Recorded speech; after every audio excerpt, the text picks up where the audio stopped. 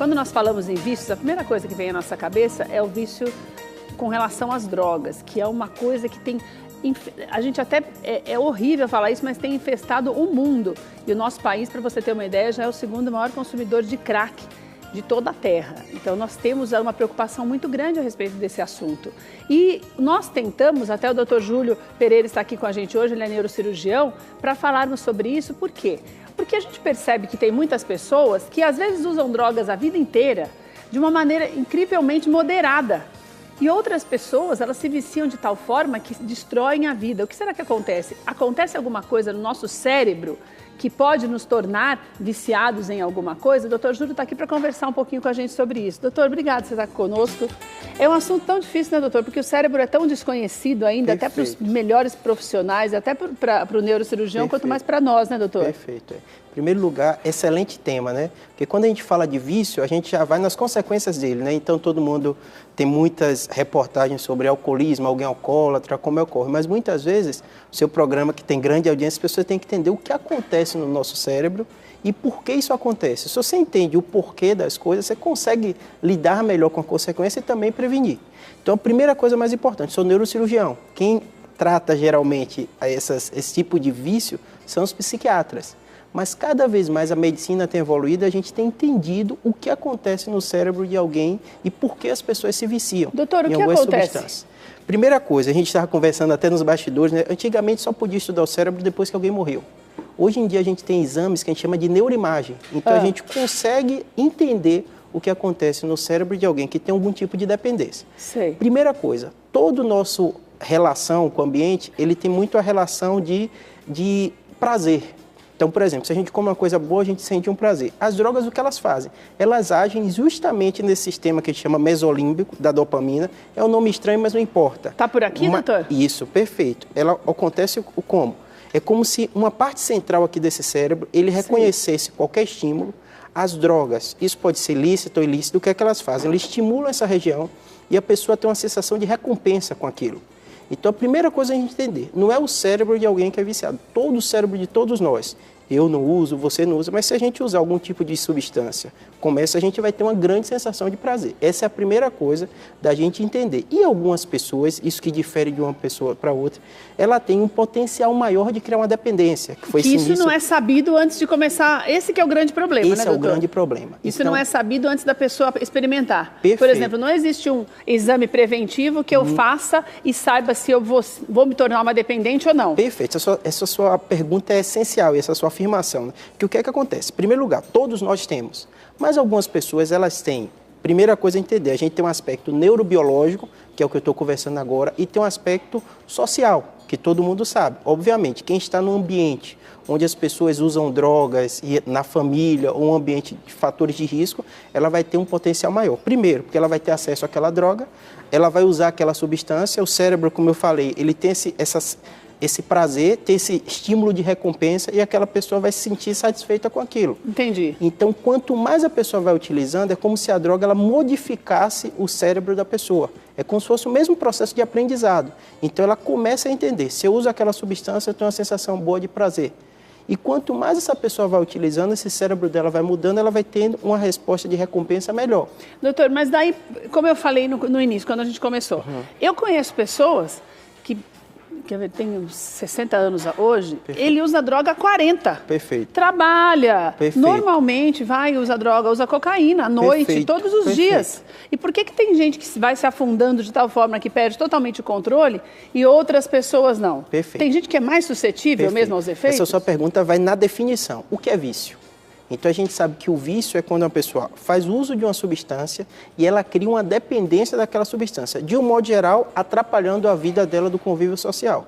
Algumas pessoas, isso a gente não sabe explicar ainda por quê. Há estudos genéticos entendendo que existem algumas pessoas que elas têm alguns genes que predispõe ela a ter uma atitude de vício. Isso Entendi. Não é só com droga. E outras que teoricamente são viciadas também, porque perfeito, precisam daquilo todos os dias, perfeito, mas não demonstram no dia a dia o mal que faz, que é o que a gente tem visto na maior parte das vezes hoje. Perfeito. Toda vez que a gente lida com isso, eu gosto de dar a primeira definição, que existem fatores que eles são modificáveis e não modificáveis.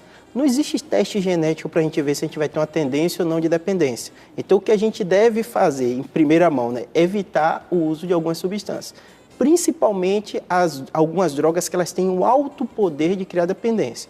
Você deu um exemplo de cocaína. Drogas ilícitas, a gente sabe que todas elas não são iguais. Tem substâncias como o crack, algumas drogas que o próprio médico usa no ambiente hospitalar, como o fentanil, que elas são drogas que elas têm um potencial muito maior de criar dependência. Então, quando a gente fala drogas ilícitas, tem uma gama de drogas ilícitas e cada ela age diferente com o efeito de dependência. Ou algumas que são mais fortes, assim, falando de uma maneira leiga. Isso, mais fortes. Por exemplo, vamos para as drogas lícitas. Eu gosto de falar a primeira definição. Quando a gente estuda do ponto de vista médico, eu não estou estudando do ponto de vista legal. A gente está vendo do ponto de vista médico. O álcool. O álcool é uma das drogas que tem maiores números de dependentes no Brasil. E as pessoas, de um modo geral, elas começam a usar. É raro a pessoa vícia ou criar uma dependência nos primeiros usos. O cérebro dela vai modulando, mas depois de um tempo é como se o cérebro criasse uma dependência. Tanto que a gente tem síndrome de abstinência. Doutor, a reação cerebral a uma droga lícita como o álcool é a mesma quando se fala de jogo, por exemplo? Perfeito, excelente pergunta. O que acontece? Quando você usa a farmacodependência, a pessoa usou uma substância, lícita ou ilícita, álcool, cocaína, isso dá um estímulo para ela, ela tem essa sensação de recompensa e o uso constante disso pode criar uma dependência física. Como assim? Ela não quer mais usar a substância e o corpo dela pede ela começa a ter efeito, ela começa a ter que o termo técnico, às vezes falam da fissura, né? Ela começa a ter uma vontade e às vezes rouba para conseguir aquela droga, tudo isso. No caso dos comportamentos, que são comportamentos, pode ser de compra, pode ser uso de internet, pode ser quanto a pornografia, pode ser quando compra, é bem semelhante na sensação de recompensa. E daí ativa a mesma parte do cérebro? A mesma parte. Para você ter como isso é curioso. As pessoas têm feito estudos, principalmente nos Estados Unidos, na UFRJ aqui do Rio de Janeiro, também tem feito alguns trabalhos. Eles dão a recompensa para a pessoa, ou falou, agora você vai ganhar tal produto, e faz uma ressonância funcional e vê que as mesmas áreas dessa relação do prazer, que é esse sistema mesolímbico, ele é ativado. Então, é mais complexo do que a gente imagina, né? Não é só uma substância, mas também um comportamento pode estimular. Porque a gente vê também, eu já fiz reportagens assim de pessoas viciadas em sexo também. Perfeito. Pessoas que saíam por aí mesmo, mulheres que saíam por aí desenfreadamente Perfeito. Mesmo, buscando um parceiro o dia inteiro. Perfeito. Que seria mais ou menos o mesmo efeito da droga, né, doutora? Deve ser desesperador isso, né? E isso que é o mais interessante. Em primeiro lugar, a gente sabe que o sexo ou qualquer outra coisa dá uma sensação de prazer para todo mundo. Só que algumas pessoas elas começam a ter um comportamento excessivo contra aquilo e aquilo causa um prejuízo. E é curioso, você deu exemplo de quem é viciado em sexo. Se você conversar com a pessoa, ela tem a clara noção que aquilo está prejudicando ela. É como o jogo, né, doutor? É como o jogo, da mesma forma. Doutor, sabe o que me preocupa? É assim, porque, por exemplo, quando a gente fala que a gente tem que evitar, então, por exemplo, você fala do crack. Perfeito. Eu sei o que o crack tem feito, então eu estou falando eu jamais experimentaria. Perfeito. Mas, por exemplo, tem gente que fica viciado em chocolate, por exemplo. Perfeito. Daí como é que a pessoa faz? É uma coisa tão normal. E o sexo, a pessoa tem um companheiro, ela tem a relação sexual dela ali. Como é que a pessoa faz nessas coisas que são cotidianas, que são lícitas e que são normais, dentro da normalidade, elas não fazem mal? Perfeito. É uma coisa que não é evitável, né, doutor? É muito louco isso, né? É bem curioso. Primeira coisa, quando isso gera algum problema, a própria pessoa ou quem está ao redor dela nota. Já começa a perceber. Já começa a perceber. A gente dá exemplo de compra de cartão de crédito, que é tão pouco falado, né? Tem pessoas que elas causam um transtorno na vida e ela começa a perceber que aquilo é compulsivo. Primeira coisa, procurar o especialista que lida com isso, que é o psiquiatra. Hoje em dia, para você ter ideia, décadas atrás a gente não tinha. A gente tem critérios diagnósticos para ver se aquela pessoa tem uma dependência ou não. E o psiquiatra vai avaliar nesse contexto e ver quando aquela pessoa precisa ou não algum tipo de tratamento.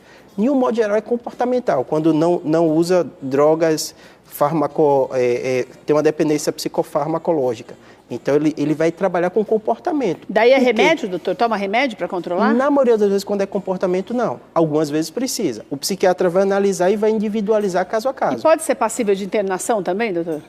A depender nesses que a gente está falando das Desse modificações. pessoal de cartão de crédito aí que se afunda em dívidas, de quem come demais, porque também é uma compulsão, né, doutor? É uma compulsão. Mas, tem gente que vai comendo desenfreadamente, isso é muito sério, porque você que está em casa pensa que nós estamos falando só de vícios, desses vícios mais conhecidos, como o drogas e álcool, mas nós vemos pessoas sendo destruídas pelos jogos, pelas compras excessivas, pessoas que acabam com a conta e botam todo mundo na falência, porque normalmente quando se fala em perda de dinheiro, montantes grandes assim, ou mesmo a compulsão sexual, pela pornografia, muitas vezes, destrói casamentos, destrói a família, né, doutor? Perfeito. Primeira coisa interessante, até você começou, né, o neurocirurgião está falando relacionado a vício. Por quê? Porque eu já falo, o que está acontecendo na cabeça da pessoa? Isso é. A neurocirurgia funcional tem evoluído muito. Hoje em dia, não está na prática, não adianta alguém me procurar ou procurar algum colega quanto a isso, mas já tem estudos e eu acredito que essa vai ser a tendência da gente entender o que acontece no cérebro de alguém que tem essa dependência tão forte. Vou dar o exemplo de alimentos que você contou. Já existe hoje, em pesquisa científica, tanto nos Estados Unidos como no Brasil, de colocar marca-passo cerebral na região responsável pela saciedade.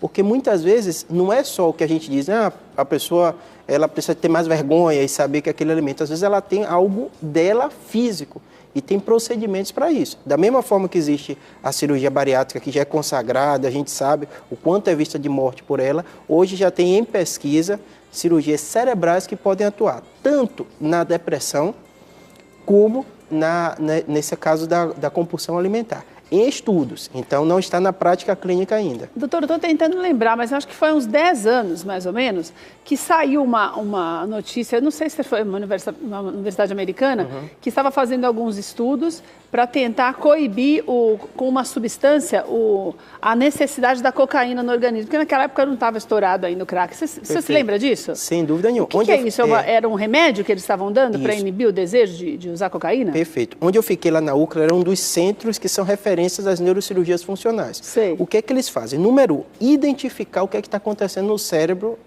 quando se usa aquelas substâncias.